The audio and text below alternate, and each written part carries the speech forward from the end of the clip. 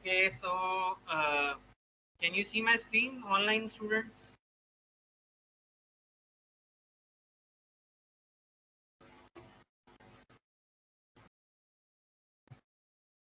Yes, sir.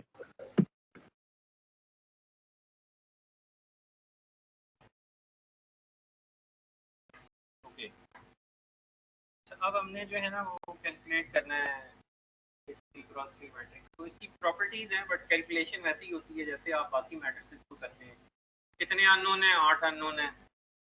पहले 8 equations बनेंगी, उसको आप साइमल्टेनियसली सॉल्व करें तो आपके पास आंसर आता है। तो इन computer vision, in this classic computer vision, हमने चीज़ें जो है ना वो थ्रू प्रोग्रामिंग सॉल्व करनी है। तो we want to solve this problem in a manner that helps us to solve other problems.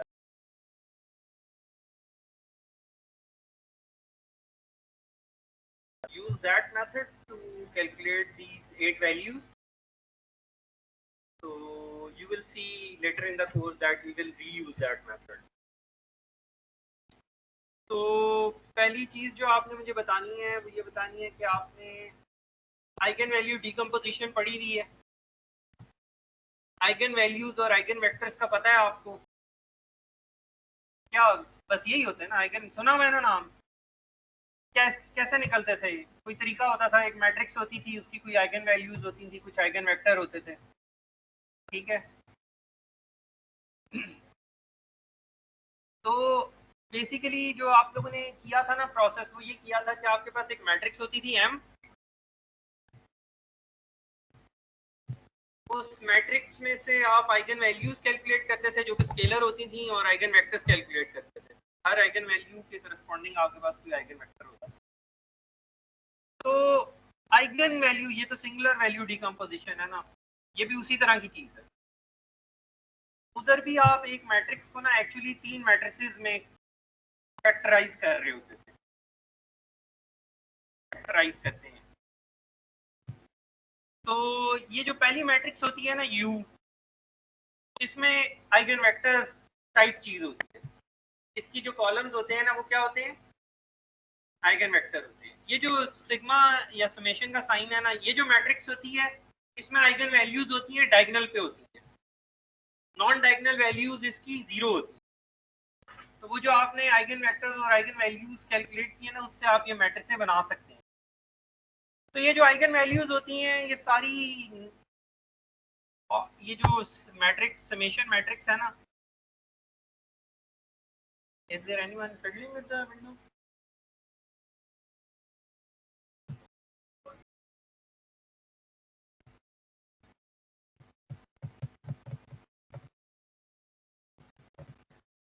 तो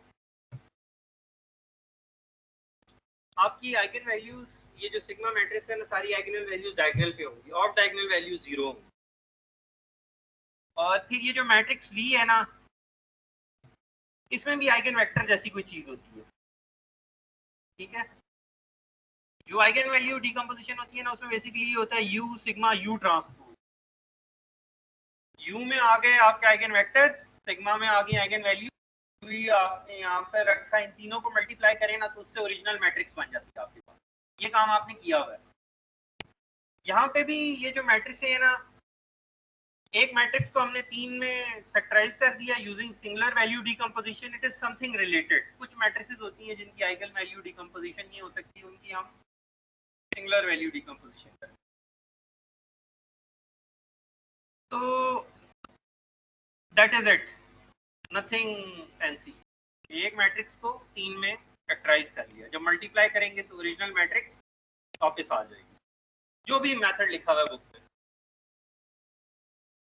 तो इसमें बस कुछ प्रॉपर्टीज आपको याद रखनी है, वो ये याद क्या रखनी है, आपको पता होनी चाहिए थी कि ये जो आइगन वेक्टर्स की मैट्रिसेस होती हैं ना, they are basically unitary matrices. इनका ट्रांसपोज ही इनका इनवर्स होता है। This is just their property. ये यहाँ लिखा हुआ है।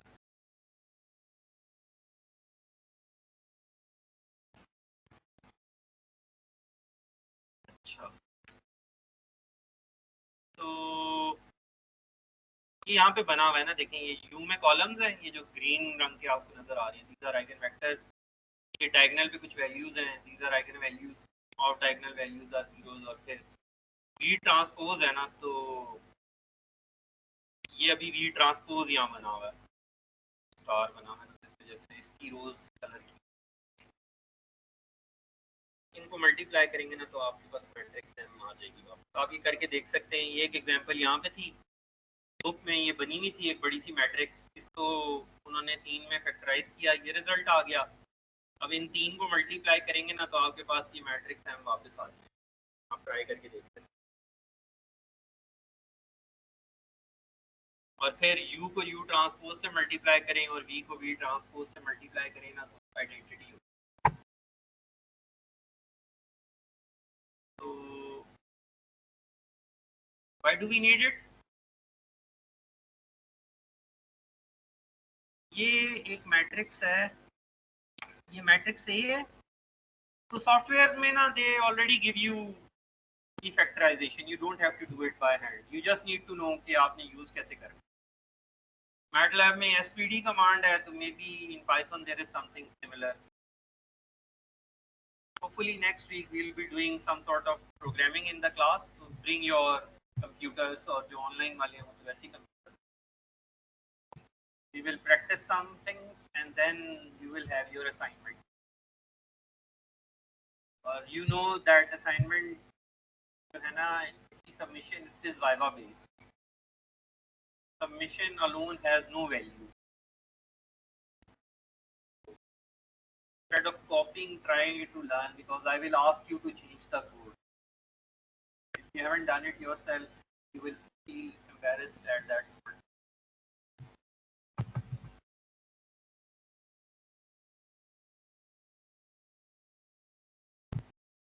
प्रोग्रामिंग असाइनमेंट्स कॉपी करना बहुत आसान होता है, हैंड रिटन में थोड़ा मुश्किल होता है ना, उसमें तो आप सबकी हैंड राइटिंग मुख्तलिफ होती है ना, प्रोग्रामिंग में थोड़ा आसान होता है। आपको कॉपी करने के रूल्स पता है असाइनमेंट के नास्ट में क्या है?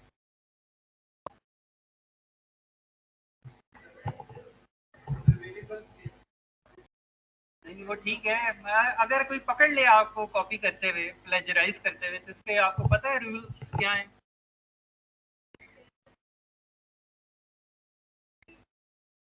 बहुत दफा ना चीजें जिंदगी में एक दफा, पहली दफा तो होनी ही होती है, क्योंकि इतनी दफा आप नहीं पकड़े गए तो probability is very high against you. पता है आपके रूल्स प्लेजरिज्म के? आपके रूल्स मुझे नहीं पता, मैं बता देता हूँ जब मैं स्टूडेंट होता था। तो if you were caught कॉपिंग in a quiz और एन असाइनमेंट, आपको डिग्री से रेस्टिकेट किया जाता था, निकाला जाता था उसी वक्त, और लेटर लिखा जाता था बाकी ये करेक्टर फेलियर केस है, इसको एडमिशन नहीं देना आप। तो फॉरेन ऑफिस में एक लेटर भेजा जाता था कि इसको बाहर एडमिशन नहीं मिलना चाहिए।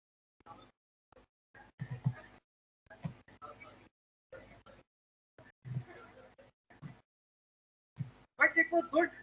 अगर ये इतनी सीरियस कॉन्सिक्वेंसेस थे तो पीपल अवॉइडेड चीटिंग, चीटिंग करने का फायदा नहीं था। I don't know the rules now. Anyways, the whole point of taking a Viva is that you should learn to code whatever you can code yourself. Gone are the days when you could avoid coding and you thought कि I'm an electrical engineer, मैंने मोटरें चलानी है और circuit जोड़ने जा तो खत्म हो गए। Now you will need to handle these things. So Python में करेंगे इस दफा आसानी। Although I feel MATLAB is easier, but Python is preferred. So okay, so this is a matrix. ये मैंने एक मैट्रिक्स लिखी हुई है, इसको हमने 3 हिस्सों में फैक्टराइज किया है। ये तीनों मैट्रिक्सेस आ गई हैं आपके सामने। इसमें जो एस मैट्रिक्स है इसकी 2 आइगन वैल्यूज हैं और तीसरी 0 है। तो बाकी ये u को, u इज ऑलरेडी आइडेंटिटी, इसको इसके ट्रांसपोज आइडेंटिटी और ये V को V ट्रांसपोज से आप मल्टीप्लाई करके देखें, शायद आइडेंटिटी आ जाए। तो you can multiply these three matrices U S V transpose, you will get back A। अच्छा, तो ये जो है ना, अच्छा ये नाम सुना है आपने कभी, column space, row space, null space, left null space, ये नाम सुनने में आए हैं कभी? सुने होंगे, नहीं सुना?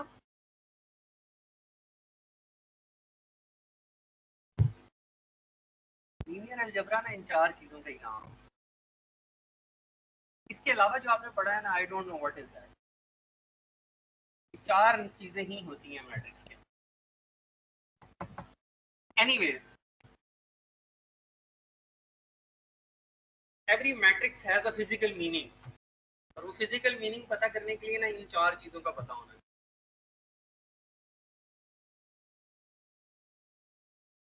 पर we don't need to go into that, we don't need it. हम सॉल्व करना चाह रहे हैं एक प्रॉब्लम जिसकी जो है ना शेप इस तरह की होती है। We want to solve a problem which looks like this.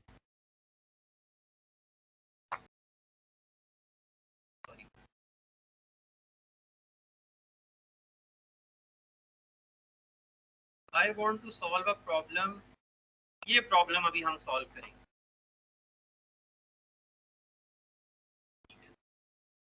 इसमें ये मैट्रिक्स ये है, इसका सोल्यूशन हमने कैलकुलेट करना है। तो कैसे करते थे आप लोग इस प्रॉब्लम का सोल्यूशन कैसे कैलकुलेट करते? कैसे? ये तो अगर मैं यूं लिखता ना तो फिर तो आपने बड़ी जल्दी मुझे बताना था।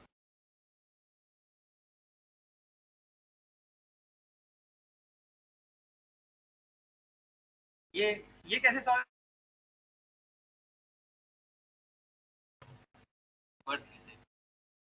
ये जो कि ज्यादा सिंपलर प्रॉब्लम है, ये हमने जरा कम सॉल्व की। तो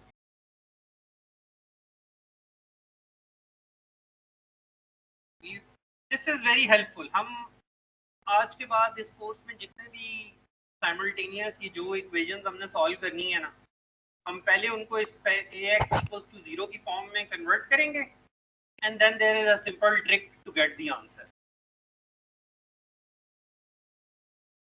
ये जो मैट्रिक्स V होती है ना, V ट्रांसपोज आप कह लें,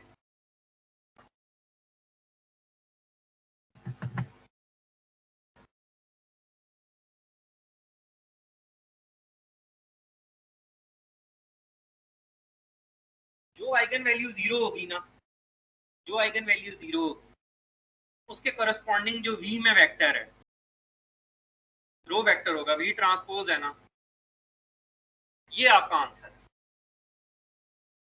ax equals to 0 का आंसर आपने निकालना है। तो टेक्निकल टर्म्स में कहूंगा मैं, I need the null space of matrix A. Matrix A को किस वेक्टर से मल्टीप्लाई करें तो आंसर 0 वेक्टर आता है, इसको बोलते हैं null space. Without getting into details, ये जो वेक्टर होता है ना, ये वो वाली आइगन वैल्यू जो 0 है ना, उसके करस्पॉन्डिंग जो वेक्टर होता है ना, वो चाहिए होता है आपको। ये जो मैंने एग्जांपल दी है, इसको इस पे ट्राई करके देखें। इसमें कौन सी वाली आइगन वैल्यू 0 है? ये जो मैट्रिक्स आपको नजर आ रही है, इसकी हमने डीकंपोजिशन की है, इसकी कौन सी आइगन वैल्यू 0 है? थर्ड डायगोनल 0 है। तो ये मैट्रिक्स V है, तो इसका थर्ड कॉलम क्या है? ये है ना, इसको जरा मल्टीप्लाई करें मैट्रिक्स ए के साथ। थर्ड कॉलम को मैट्रिक्स ए के साथ मल्टीप्लाई करें।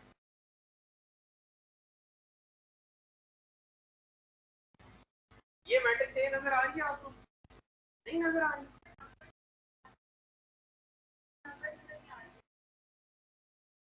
मैं बोलता हूँ, आप लिखते सारे। ये मैट्रिक्स है, पहली रो 2 0 2, 0 1 0 is the second row, third row is 0 0 0. ये मैट्रिक्स ए होगी। ये जो हमने डिकम्पोजिशन की है ना, इसका थर्ड डायगोनल है। इसके जो बी जो मैट्रिक्स है इसका जो थर्ड कॉलम है that is -0.707 1, second value is 0, third value is 0.707. इस फर्स्ट कॉलम को मल्टीप्लाई करें इस मैट्रिक्स के साथ।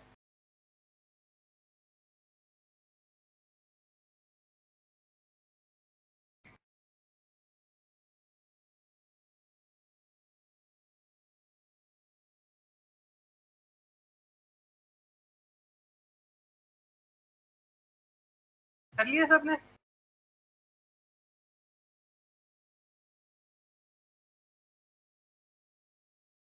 ठीक है, तो उधर भी तो था ना ax इक्वल्स टू 0। किस वेक्टर से मल्टीप्लाई करें तो आंसर 0 आ जाए, तो this is that vector. So that makes our life really simple. These softwares give us this decompositions and we know that कौन सी आइगन वैल्यू 0 होगी, उसके करस्पॉन्डिंग मैट्रिक्स B का कॉलम लेना है and that is our answer. ठीक है, तो अब हम हर प्रॉब्लम को मेक श्योर करेंगे कि वो ax इक्वल्स टू 0 की फॉर्म में आ जाए। इसका मतलब क्या है, जो नॉन वैल्यूज हैं वो a में आ जाए, जो अननोन है वो x में आ जाए।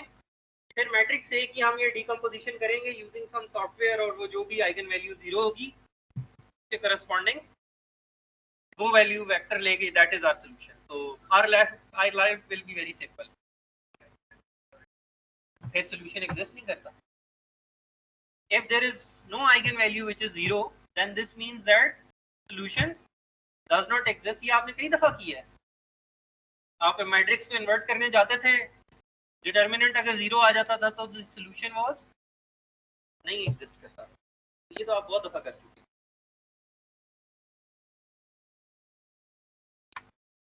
अच्छा चलें ठीक है, अब हम जरा देखते हैं कि हमारे पास कितने अननोन हैं। अननोन्स को हमने कैसे ax, ये जो इक्वेशन लिखी हुई है ना, इसको हमने ax इक्वल्स टू 0 की फॉर्म में करना है। ठीक है, तो जो x है that is actually these values h, ये पता चलानी है। तो सारे h जो है ना वो एक कॉलम में आ जाएंगे, h1 1 h1 2 h1 3। तो what we will have is, हमारे पास जो है ना वो जो हो जाएगा,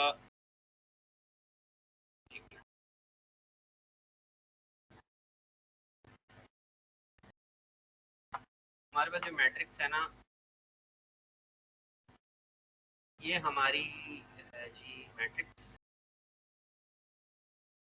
और इसको हमने इस तरह कन्वर्ट करना है। एक इसमें से जो वैल्यूज एक साइड पे है ना उसको दूसरी साइड पे ले जाएंगे, फिर एक साइड पे 0 रह जाएगा, और जो ये जो वैल्यूज है ना अननोन सारे वो हम एक वेक्टर में एंटर कर देंगे, h1 1 h1 h1 3 so on h3 h33 हमें पता ये वन। तो ये मैट्रिक्स हो गई 9 क्रॉस, ये वेक्टर हो गया 9 क्रॉस 1 का। ठीक है, तो अब ये जो मैट्रिक्स है ना ये क्या है, इसकी जो एक रो, इसकी कितनी कॉलम्स है, ये जो मैट्रिक्स है 9 कॉलम्स हैं, और अननोन आपके पास कितने इक्वेशंस चाहिए ना आपको, तो रोज कितनी होंगी इस मैट्रिक्स की, 8 रोज होंगी और 9 कॉलम्स होंगी। जब मैट्रिक्स हम किसी तरह बना लेंगे तो we will follow that decomposition, वो जो भी है ना आइगन वैल्यू और हमारे पास रिजल्ट आ जाए। अब हमारा चैलेंज जो है ना वो ये है कि हमने इस इक्वेशन को, ये जो मैंने नीचे फॉर्म बनाई है ना, इसमें आपने कन्वर्ट करना है। तो those of you who are very good in algebra, आप जरा कोशिश करें करने की, शायद कर लें आप।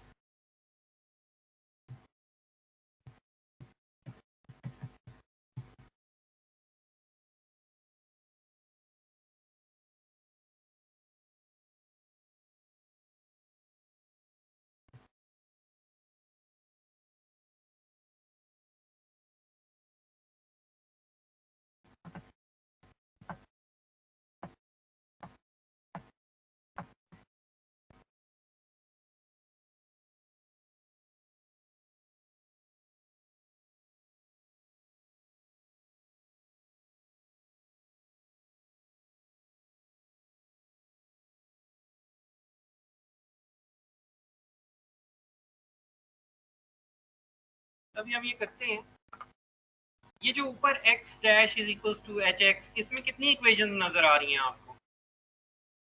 3 इक्वेशन है ना। तो बेसिकली इन सारी चीज़ों को अगर एक साइड पे ले जाएं तो जो जीरो आएगा उसका क्या साइज होगा?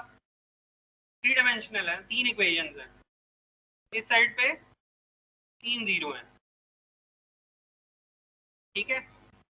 अननोन तो वही है 9 क्रॉस 1, एज तो पूरा का पूरा ही है ना इसके अंदर। तो किस मैट्रिक्स से हम इसको मल्टीप्लाई करेंगे तो 9 क्रॉस 1 को, इसको यहाँ पे क्या मैट्रिक्स का साइज होगा? तो रिजल्ट इज 3 क्रॉस 1। इस मैट्रिक्स का क्या साइज होगा? क्रॉस 9 ना। तो ये जो 3 क्रॉस 3 मैट्रिक्स है, इसको मैं मैट्रिक्स 1 कह देता हूँ। इससे हम ये वाला काम कर सकते, इससे हम ये पूरी नहीं बना सकते। 3 cross 9 multiplied by 9 cross 1 equals to 3 cross 1, ये हम करते हैं। 3 इक्वेशन से 3 ही इक्वेशन बनेंगी फॉर्म चेंज करने के बाद। अच्छा, इक्वेशन है ना, तीनों की तीनों इंडिपेंडेंट नहीं है। हमने ये कहा था कि एक पॉइंट से 2 इक्वेशंस बन सकती, 3 बना तो ली हमने होमोजीनियस रिप्रेजेंटेशन में, दे आर नॉट इंडिपेंडेंट, तो we can only use 2 out of these 3, ठीक है। तो इनमें से, ये 3 में से कोई सी भी 2 यूज कर लें, आपकी मर्जी है, तीनों नहीं कर सकते। तो अगर किसी ने आपको करस्पॉन्डिंग पॉइंट बताया हुआ था x और x डैश, एक पॉइंट बताया था, तो उससे आप कितनी बनेंगी?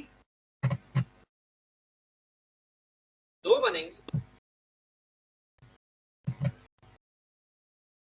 इसमें क्या कंफ्यूजन है? Any confusion in this thing? कोई सवाल है? 2 नहीं बननी चाहिए, 2 से ज्यादा बननी चाहिए? अब ये चलें, ठीक है, हम भी get back to this point. अच्छा, तो बेसिकली ये है कि हमारे पास 2 प्लेन्स हैं, एक एक्चुअल 3D में प्लेन है और एक इमेज प्लेन है। आप ये ज्यूम कर लें कि एक्स वाई जो पॉइंट है वो 3D प्लेन के ऊपर पॉइंट है, तो ट्रांसफॉर्म होने के बाद ये जो एक्स डैश या पी डैश पॉइंट है, it is on your image, ठीक है। तो this is the extra piece of information you need कि 3D में ये पॉइंट इधर है और मेरे इमेज में यहाँ पे है। तो अगर कोई आपको एक करस्पॉन्डेंस बता देगा तो आप कितनी इक्वेशंस बना लेंगे उससे? ये जो मैट्रिक्स है ये 3 क्रॉस 1 है, मतलब इस 3 इक्वेशंस है ना इस मैट्रिक्स के अंदर, 2 इंडिपेंडेंट है। एक करस्पॉन्डिंग पॉइंट से आप कितनी इक्वेशंस बना लेंगे? 2 बना लेंगे। बनानी आपने कितनी इक्वेशंस हैं? तो जितने अननोन है।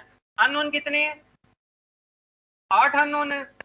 8 अननोन पता चलाने के लिए आपको कितने करस्पॉन्डिंग पॉइंट्स कोई बताए? 4 पॉइंट्स आपको बताएगा, ठीक है। तो 4 पॉइंट्स, पहला करस्पॉन्डेंस से 2 इक्वेशंस मिल गई, अगली करस्पॉन्डेंस से 2 इक्वेशंस मिल गई, अगली से 2 मिल गई और अगली से 2 मिल गई, ठीक है। ये देख लेते हैं ना, ये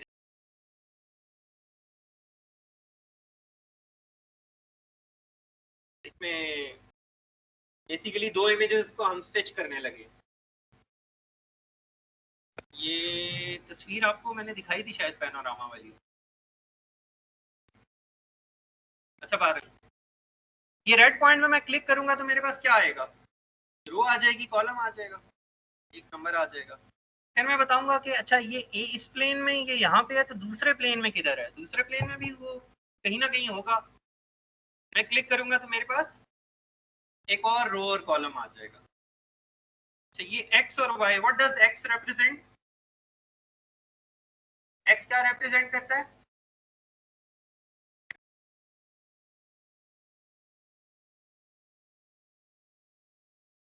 कौन सा आप सॉफ्टवेयर यूज कर रहे हैं, ठीक है। एनीवेज नॉर्मली एक्सेस कॉलम्स, और नॉर्मली जो हमारी कन्वेंशन है at least in MATLAB we start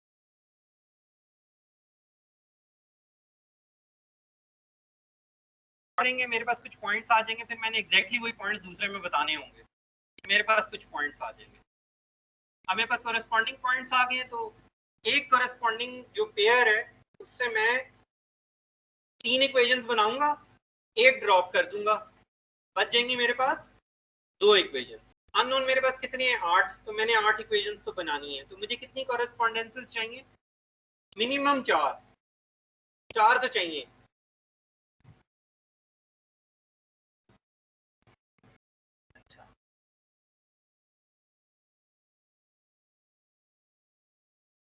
अच्छा इसमें आप एक क्वेश्चन ये आ गया कि आपने तस्वीर को खींच ली, एक्चुअल 3D तो आपको पता नहीं है, फिर क्या होगा, एक प्लेन है, दूसरा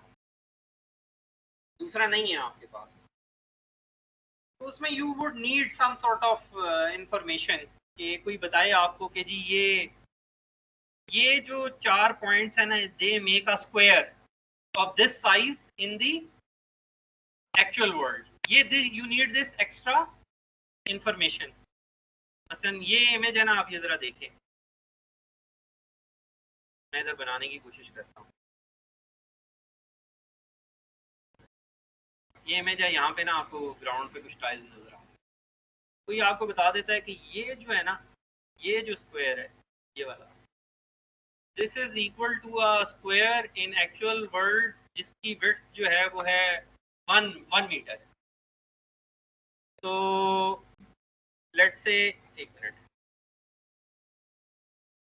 ये रेड वाला पॉइंट ये वाला पॉइंट है, और ब्लू वाला पॉइंट ये वाला पॉइंट है, और ये मैं ग्रीन कर देता हूँ, ठीक है। तो मेरे पास जो है ना, ये मुझे कोई कह देता है आके कि जी ये 1 मीटर इसकी एक साइड है, तो इधर तो ये तो मेरे पास इमेज है ना, ये तो मेरे पास पूरा इमेज है, इस पे तो मैं क्लिक करूंगा मेरे पास ये रोज कॉलम्स आ जाएंगे पिक्सल। इधर मैं क्या करूंगा, मैं मेरी मर्जी है 3D में, मैं कहूंगा अच्छा ये मेरा, लेट्स से मेरा ये ओरिजिन है, green point is my origin, let's say इसके क्या कोऑर्डिनेट्स होंगे, अच्छा this is my x and this is my y, तो इस रेड वाले पॉइंट्स के क्या कोऑर्डिनेट्स हैं, 0 1, और इस ब्लू वाले के 1 1, और इसके 1 0।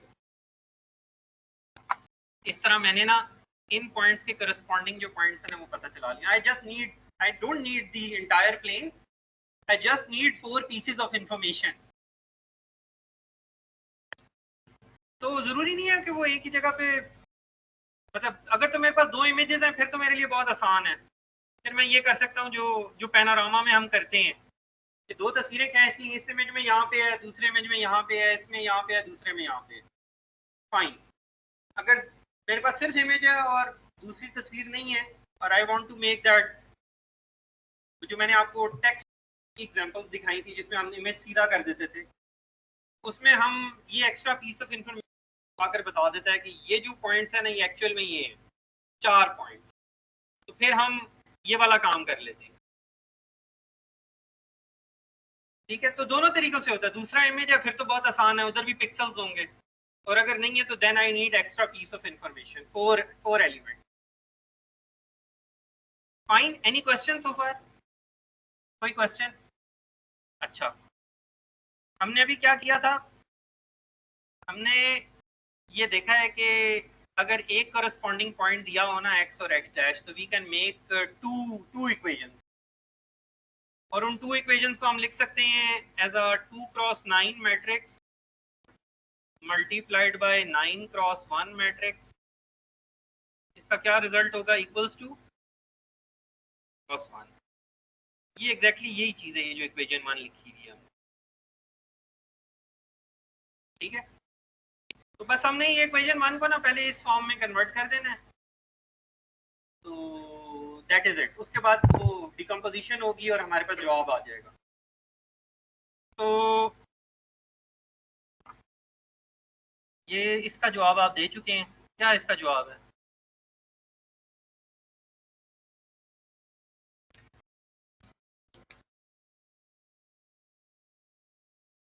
क्या जवाब है इसका?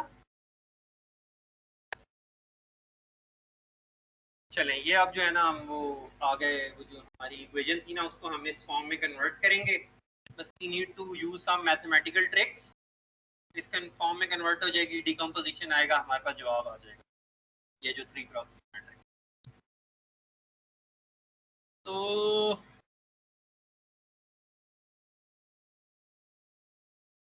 First we need to understand ये जो टॉप लेफ्ट पे इक्वेशन है ये कहाँ से आ गई। The second equation that is more understandable. हमें पता है कि जो H मैट्रिक्स है उसकी पहली रो होगी, उसकी दूसरी रो होगी, उसकी तीसरी रो होगी, जो कि डॉट प्रोडक्ट हो रहा होगा इस कॉलम वेक्टर x के साथ, राइट। तो वो जो हमने रोज को ना H1 H2 H3 कह दी है, और हमने कहा है कि जब भी हमने रो की बात करनी है we will use the transpose sign, इस वजह से ये T लिखा हुआ है साथ। H1 is the first row, H2 is the second row, H3 is the third row। ये जो सेकंड इक्वेशन लिखी हुई है ये तो we agree with this। My question to you is, ये जो फर्स्ट टॉप लेफ्ट पे इक्वेशन लिखी हुई है ये ठीक है कि नहीं है? देखिए हमारे पास इक्वेशन क्या थी? हमारे पास इक्वेशन थी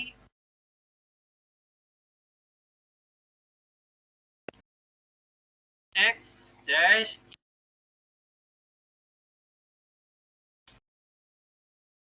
तो जो मुझे समझ में आता है वो ये है कि x dash minus h x equals to 0, ठीक है। तो ये x का क्या साइज है?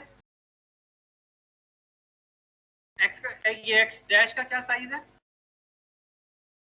3x1। h का क्या साइज है?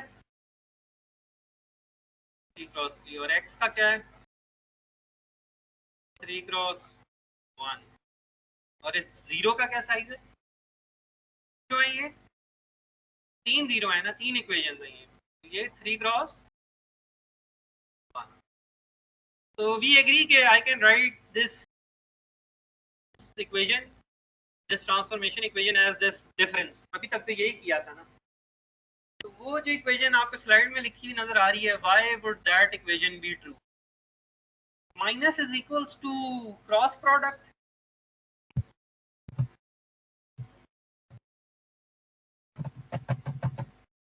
अभी तक हमने कंप्यूटर विजन कुछ नहीं पढ़ा, हमने सिर्फ अभी तक लीनियर अलजेब्रा पढ़ा है।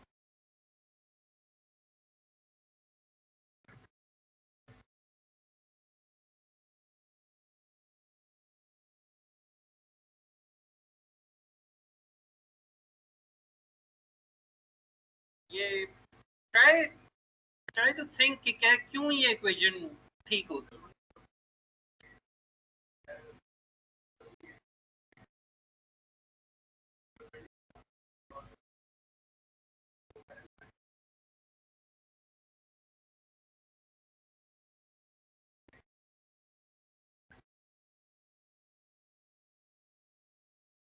पार्टली ठीक है। आप देखिए हमने ये नई रिप्रेजेंटेशन बनाई थी बड़ी मेहनत करके, हम उसी को यूज करेंगे। we started thinking about points and lines as vectors. So x dash is a vector. hx का जो भी रिजल्ट होगा that will be a vector. जब h आपको कोई परफेक्ट बता देगा और x डैश एक ही वेक्टर है, यही है ना, दोनों बराबर है ना. अगर h आपको परफेक्ट पता चले नहीं है तो एक वेक्टर का अपने साथ ही क्रॉस प्रोडक्ट क्या होता है, 0 होता है. तो then this equation is true. ठीक है, x डैश, ये x जो लिखा हुआ है ना, ये मल्टीप्लाई नहीं है, क्रॉस प्रोडक्ट है दो वेक्टर्स के दरमियान. तो this is why this equation is true. Now अब हमारा जो है ना गोल जो है ना वो सिर्फ ये रह गया है कि हमने किसी तरह इस पूरी इक्वेशन को ना, इसमें से जो नोन वैल्यूज हैं वो हमने एक साइड पे करनी है और जो अननोन है ना उसको हमने वेक्टर में फिल करना है. ठीक है, तो आपने last time cross product calculate किया था ना. अच्छा मुझे ये बताएं कि ये जो वैल्यू लिखी हुई है H1 ट्रांसपोज इनटू XI, ये जो रिजल्टेंट वैल्यू है इसका क्या साइज है? H1 ट्रांसपोज इनटू XI, इसका क्या साइज है? This is a scalar, right. इसी तरह ये जो सेकंड वैल्यू है दिस इज अ स्केलर और ये फाइनल भी स्केलर. तो 3 स्केलर हो गए आपके पास. तो 3 क्रॉस 1 ही आंसर आना था ना, H मल्टीप्लाइड बाय X का. आपके पास जो ओरिजिनल एक और x डैश पॉइंट है वो आपके पास यहाँ लिखा हुआ है, x डैश y डैश और w, x dash y dash w dash. All of these values are scalars. इधर जो आपको नजर आ रहा है वो भी स्केलर है और ये जो नजर आ रहा है ये भी स्केलर है. अब आपको दो वेक्टर्स के दरमियान क्रॉस प्रोडक्ट कैलकुलेट करना आता है. हमने लास्ट टाइम किया था क्रॉस प्रोडक्ट की एग्जांपल कि हम क्या करते थे, हम I J K ये हमारे पास होते हैं. एक हमारे पास आ गया x dash y dash w dash, ये वो पहले वाला पॉइंट आ गया. और जो दूसरा हमारे पास पॉइंट है उसकी क्या वैल्यूज है, H1 transpose into x vector, H2 transpose into x vector and H3 transpose into x vector. ये आप क्रॉस प्रोडक्ट कैलकुलेट कर सकते हैं. जल्दी से करें, इट्स वेरी इंपॉर्टेंट.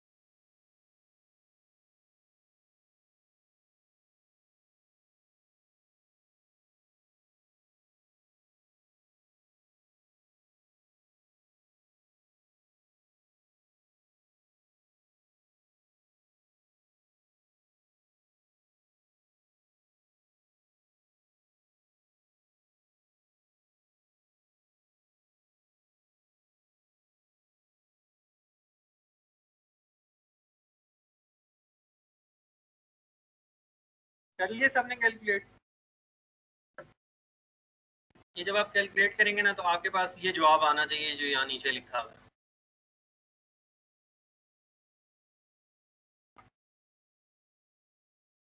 यही 3 वैल्यूज आएंगी आप. ये जो यहाँ पे बॉटम राइट पे लिखा हुआ है ना, that is the cross product between this x dash and hx.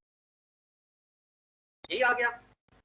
अच्छा अब हमने करना ये है कि हमने इस the product of two matrices लिखना है where all the knowns are on the left side and the unknowns are on in a 9x1 vector.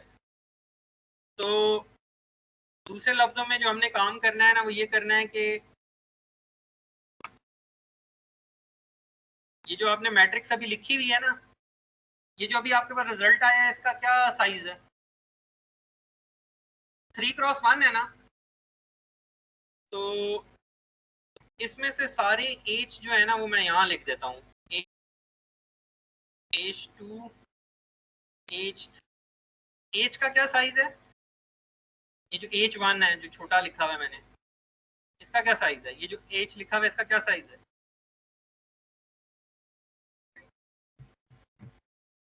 ये वेक्टर है, रो थी ये एक, क्या साइज हुआ? 1x1 नहीं है, वेक्टर का साइज 1x1 नहीं हो सकता। 1x3 1x3 तो रो वेक्टर होता है। मैंने ट्रांसपोज नहीं लिखा तो इसका क्या मतलब है? ये वो जो रो है उसको मैंने कॉलम में लिखना है। तो this is 3x1 3x1 3x1, तो ये जो पूरा वेक्टर है इसका क्या साइज है? 9x1। ठीक है, तो जो सारे अननोन है ना वो हमने लिख दिए। अब I need to fill in these values. इसका क्या साइज होगा? ये हमने देखा था, इसकी विड्थ क्या होगी? ये 9 होगा और ये 3 होगी। ठीक है, ये हमने पहली रो में ना 9 वैल्यूज फिल करनी है।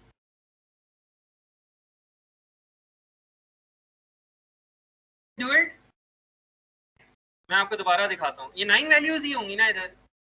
3x9 multiplied by 9x1 is equals to 3x1 and that is the equation we are solving, 3x1.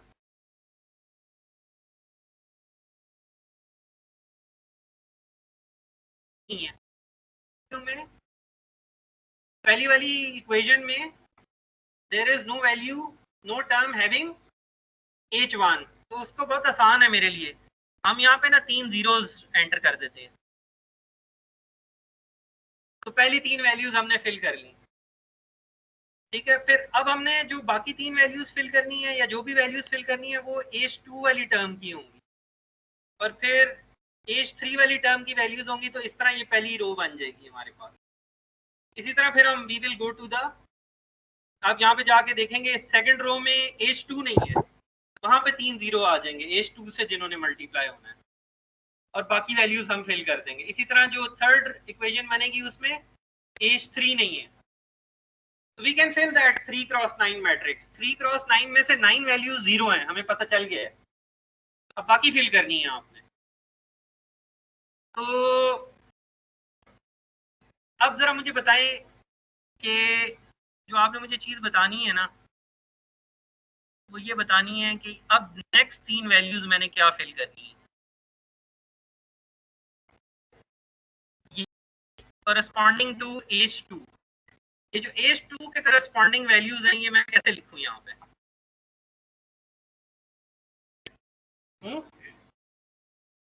H2 का कोफिशिएंट लेके अभी देखते हैं क्या है H2 का कोफिशिएंट। H2 तो इधर है ही नहीं, इधर तो H2 ट्रांसपोज है।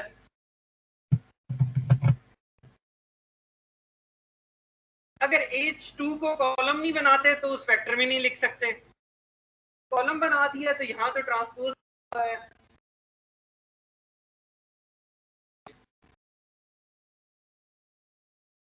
Now you need your linear algebra skills.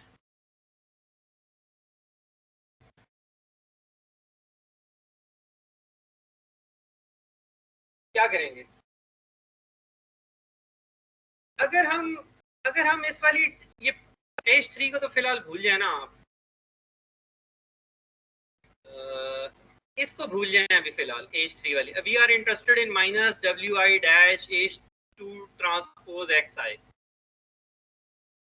अगर हमारे पास इस टर्म का अगर हम ट्रांसपोज ले लेना, इस टर्म का ट्रांसपोज लेंगे तो क्या होगा? इस टर्म का ट्रांसपोज कैलकुलेट करें जरा, minus W dash H2 transpose XI। इसका ट्रांसपोज लेंगे तो क्या होगा? क्या रिजल्ट आएगा आपके पास? इसका पूरी टर्म का ट्रांसपोज लें, कॉलम वेक्टर बन जाएगा ना, तो हमारी जिंदगी आसान हो जाएगी। हमें कॉलम वेक्टर ही बनाना है। मुझे बताएंगे कि क्या रिजल्ट आता है इस पूरी टर्म का ट्रांसपोज अगर आप लेते हैं? तो ए बी होल ट्रांसपोज क्या होता है? इसमें एच भी एक वेक्टर है और एक्स भी एक वेक्टर है, तो क्या रिजल्ट आएगा आपके पास?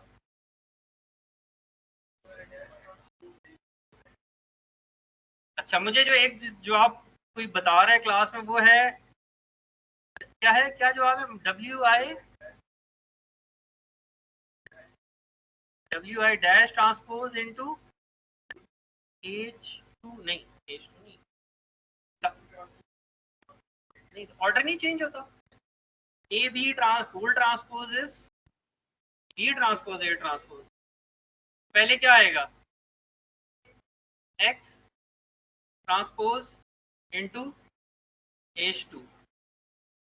तो अब बड़ा आसान हो गया। अब देखें ना, ये डायरेक्टली यहाँ पे H2 है और ये हमारे पास इसका कोफिशिएंट आ गया। ये जो इसका कोफिशिएंट है, इसका क्या साइज है? X ट्रांसपोज का क्या साइज है? इसका 1x3 है। ट्रांसपोज लिखा था, मुझे पता है ये रो वेक्टर हो 1x3, तो आई कैन फिट दो 3 वैल्यूज और साथ H2 मल्टीप्लाई हो दैट।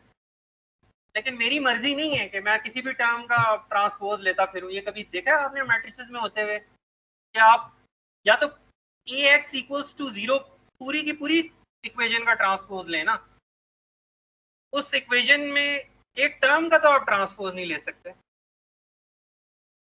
आप